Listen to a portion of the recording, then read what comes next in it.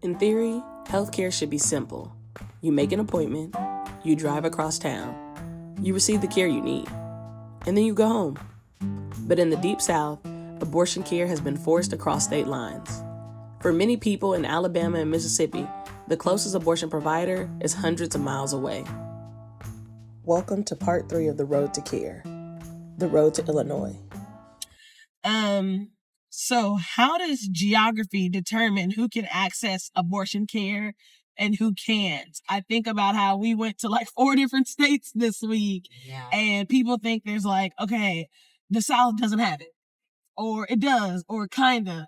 And I think people are navigating a lot of different laws and policies and landscapes. So can you talk about the geography being like the silent character in people's abortion stories?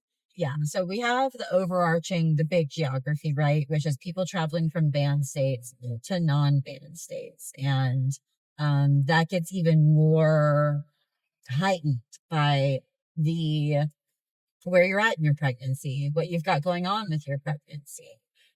Is this pregnancy loss that you're experiencing later in your pregnancy and that you weren't anticipating? So for some people, geography can actually look like more access if they're under 6 weeks, because we do have a clinic in Georgia, in Atlanta, Georgia. We have several clinics, actually, but we definitely featured one on this series. But it can also look like having to make multiple trips because you are trying to receive care locally and stay in the Deep South.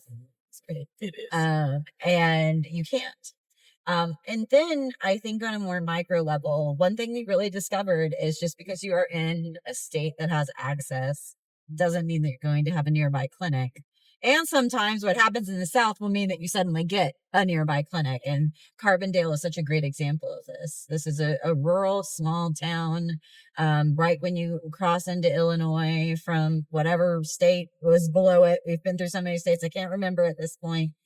And, the clinics there were built after Dobbs, and they were built as a direct response to clinics closing across the Deep South. So this college town, which actually has a lot of people of reproductive age who probably have needed abortion throughout the years and found themselves having to make the 4 to 6 hour journey to Chicago in their own state to receive care, now have a clinic in their backyard. But at the same token, we probably drove through thousands of miles that didn't have a clinic anywhere nearby, even though they were in a state that had legal abortion access. And so I think a thing that people really get confused is they think everybody has access to abortion when they live someplace like Illinois or New York or California. But there are repro deserts in these huge states. There are communities that have not been invested in or valued for abortion access or care. And so I think geography, every bit of our lives, determines the access to not only abortion care, to health care, to safe birthing options, so many things. And this trip just really highlighted that. Yeah. The Road to Care is a road that thousands of Southerners now travel every year just to access basic health care. After the Supreme Court overturned Roe v. Wade through the decision in Dobbs v. Jackson Women's Health Organization, abortion bans swept across much of the South. In the Deep South, abortion became nearly impossible to access legally within state lines. But the need for care didn't disappear. People still get pregnant. People still make decisions about their body. People still need health care. The only difference now is distance. Yeah. I also think about like how people often say like, oh, we should just like abandon the South. They got what they voted for and things like that. But I think about how forgetting about the South and pushing the South to the side impacts everybody, right? Like the policies that you allow to happen in the South set a precedent that can then be, facilitated and weaponized against you. They said, what was it? The Granite City Clinic is now seeing more Southern patients than they're seeing patients locals. From Illinois, locals. And so like that impacts their infrastructure and like how many of their patients can get in, how many doctors they need to support that amount of like that influx of clientele. Right. So I just think that like, that's one of the short-sighted nature of like people who like purport themselves to be on our side. Right. They're like, oh yeah, like we're liberals and we're leftists and we're progressives. And then like, but until it comes to the South, then they're like, fuck the South, that's what they deserve. And you're like, how the hell we get here? Like, you know. And I think the South also has just shown that there's like actually a strategy to win in the most oppressive and hard to win context. And I think people don't like thinking about a hard won battle. They like thinking about these soft, easy, slid in victories. Yeah. And I think the South just shows you the level of strength, grit, and resiliency that is needed to actually shift culture and change things for the better for entire communities. Yeah. This is what the geography of access looks like: a patchwork of bans and restrictions that force people to cross state lines for care. For someone living in the Deep South, the nearest clinic might be in Atlanta. However, Georgia generally bans abortion once a fetal heartbeat is detected, which is typically around 6 weeks of pregnancy, before most people even know that they're pregnant. The next closest location may be Illinois. That's a trip that can take 8, 10, sometimes 12 hours each way. And that's just the beginning, because geography isn't just about distance. It's about everything that distance requires. A valid driver's license. Now, that could even mean someone having a passport or a real ID. U.S. citizenship. And even then, one might still risk deportation while navigating checkpoints or airline travel. The ability to leave the state, which is impacted by one's interaction with the criminal legal system, being in a conservatorship, minors in foster care, individuals in abusive relationships, and those who act as caregivers. Every mile adds another layer of risk. Yeah, so for sure, I think the people that experience the most impacts to access are rural folks, and especially poor rural folks. It's you are trapped in your by geography, you're trapped by lack of infrastructure, and you're trapped by like lack of knowledge, access, and information.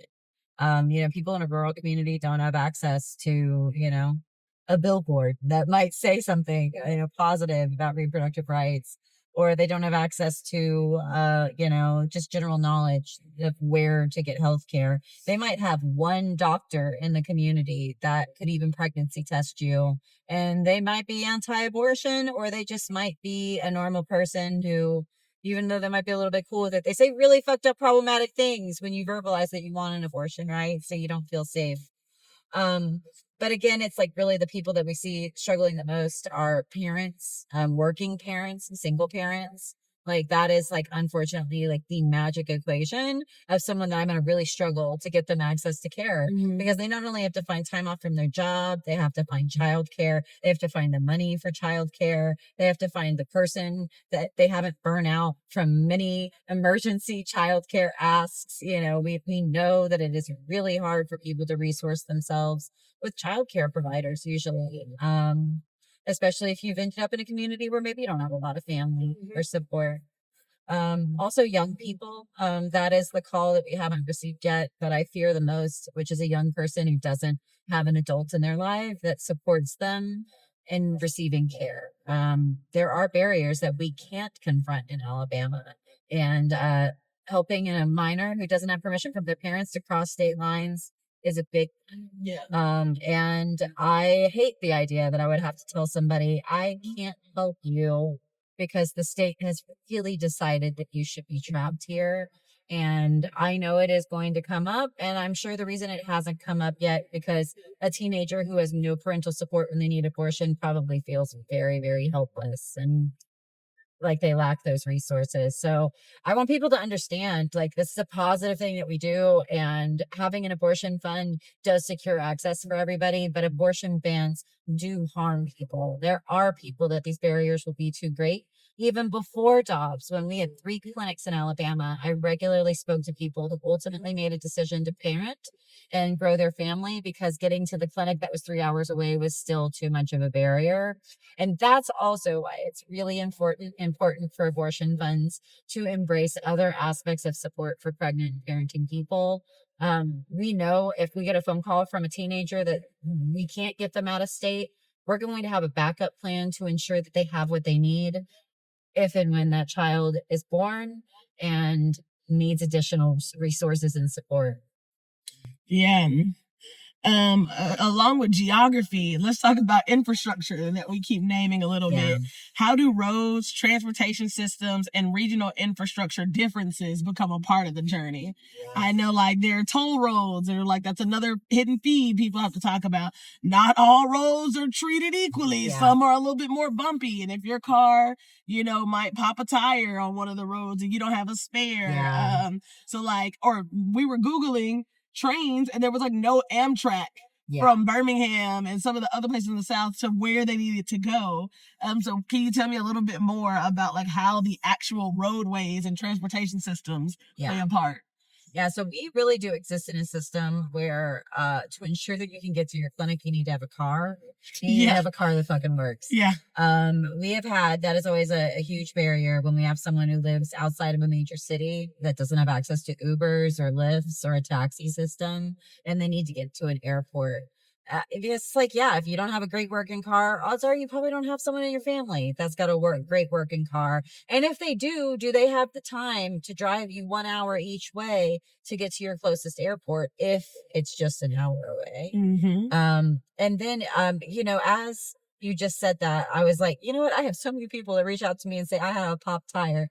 I have got a flat on my way. And as we've made this journey, I fully get and understand it now. Why I was like, man, flat tires just really be following people who have abortions. No, it's these shitty roads that you have to drive on to access care, because we have a southern infrastructure that not only is not investing in our roadways, but our roadways are getting torn apart by frequent snowstorms that are also impacting people who need to access care, because we do not have an infrastructure that allows us to travel when there's bad weather. Or snow tires. Southerners aren't prepared to drive in the snow. That was a huge thing that we were navigating when we planned this trip, was finding a car rental that would work. And we're privileged to have the ability to rent a car. That's one thing we can't do for our clients is due to liability and costs and how car rentals work. We can't prepay a rental for people.